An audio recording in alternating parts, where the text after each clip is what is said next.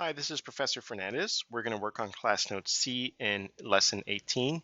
The point of this class notes is to show you how you determine the direction of the orbits.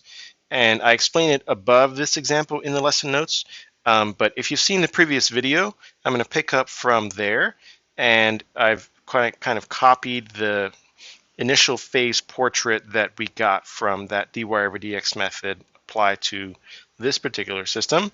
And I've left one of the orbits here, the first one that I drew in that video for this system. And I'm going to show you now how to find the direction for that orbit. I'm basically scrolling up here a little bit, going to illustrate this discussion here and how you would apply it in this example. So to find the direction for the orbits, right, what I'm going to do is I'm going to pick a point, let's say this point right here. This might be the point 1, 1, and I'm going to try inserting it, substituting it into the right-hand side of these x dot and y dot equations. So let's see what I get. So x dot equals 1 squared plus 1 squared plus 1. So that gives me 1, 2, 3. And then y dot equals over here minus 2 times 1, 1 squared plus 1 squared plus 1. So 1, 2, 3 times negative 2, negative 6.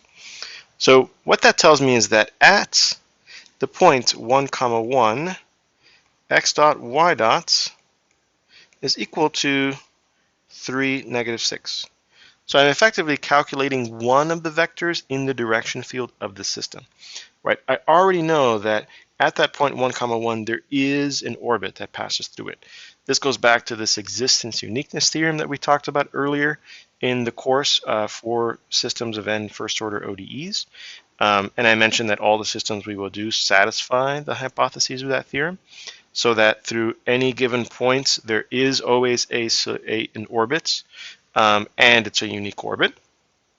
So we know that if I pick this point 1, 1, there is an orbit, and I'm just kind of, pretending that this red curve is that orbit. And now I've also calculated that if I look at the vector in the direction field at that point, it has a positive x component, so it goes to the right, and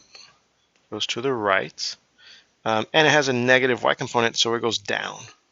Okay, so a little bit to the right actually, and more down because this is negative 6.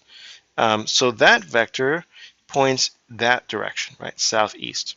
So if I go back over here to my very, very crude plot of this orbit, then I can pretty much convince myself that, that's a little too much, that the vector is going down this way.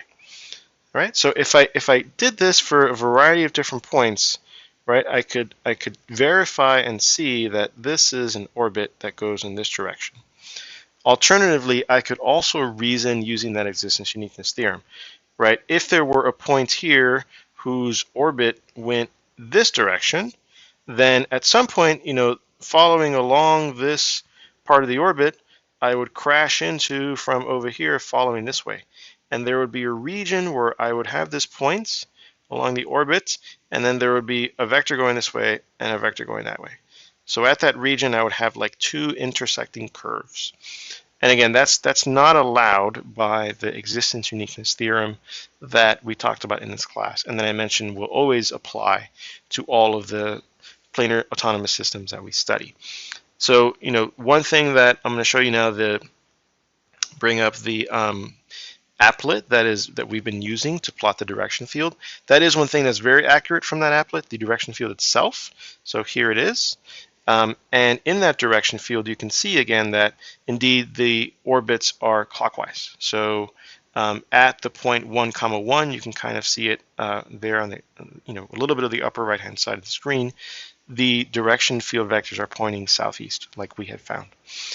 So again, that's just a very quick way that you can determine the orbits. You can pick a particular x value and y value, plug it into the system, and then see what x dot and y dot are, and plot the vector in the direction field at that point. That will give you some sense of in which direction that orbit is traveling.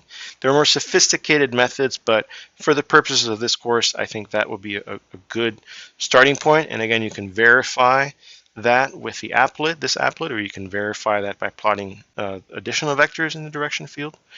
Any one of those will work for our purposes.